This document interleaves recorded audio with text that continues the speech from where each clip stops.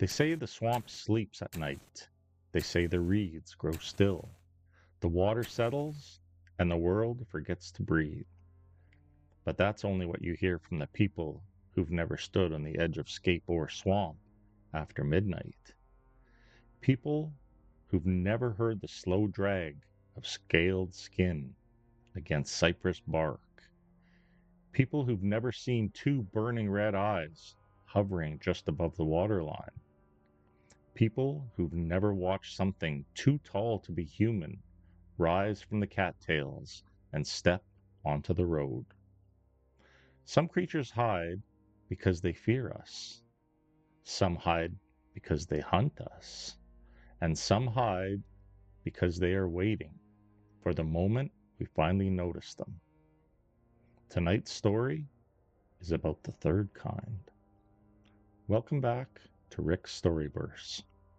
Scape Ore Swamp is the kind of place that feels older than the land around it.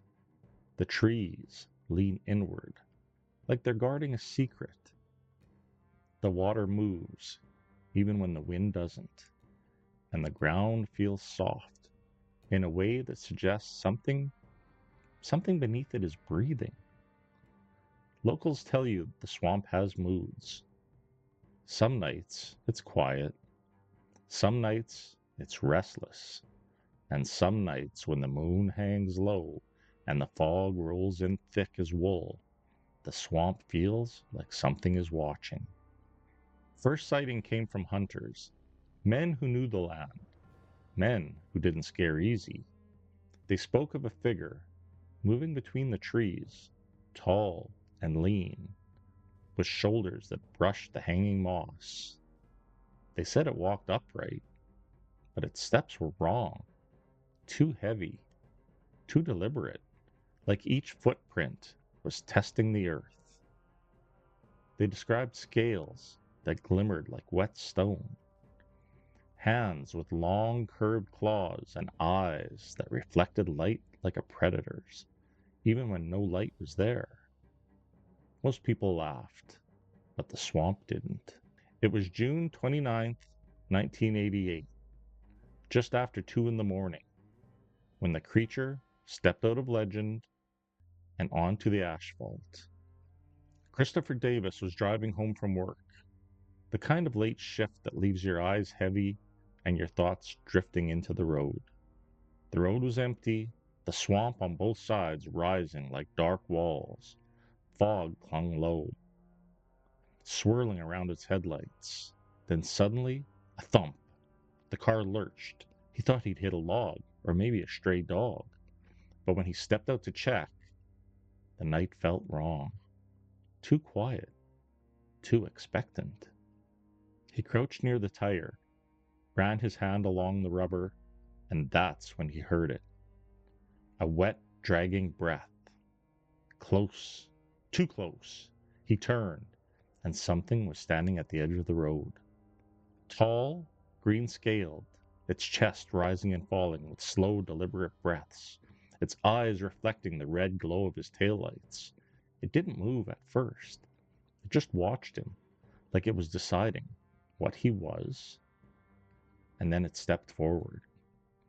Davis bolted for the driver's door, slammed it shut, and hit the gas.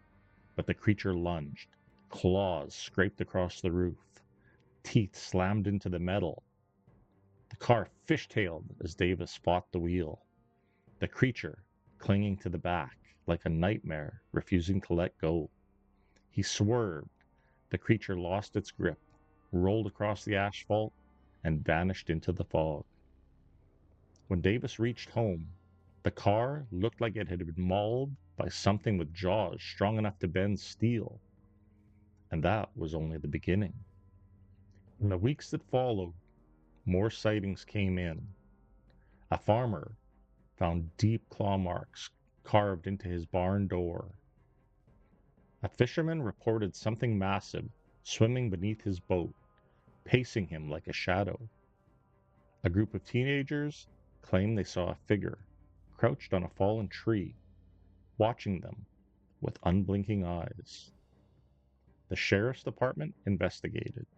They found tracks, three-toed, reptilian. Each print sunk deep into the mud as if the creature weighed far more than its size suggested.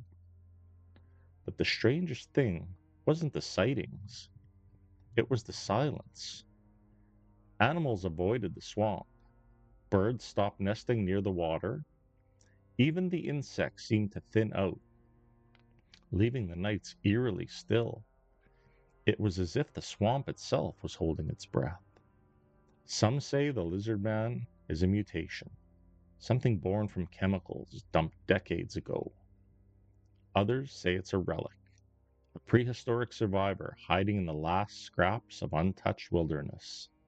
And some whisper that it's not an animal at all, but a guardian, a watcher, a sentinel of the swamp, a being that emerges only when something disturbs the balance.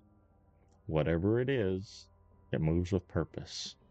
It chooses when to be seen, and it never attacks without reason, except for that one night when a car crossed its path.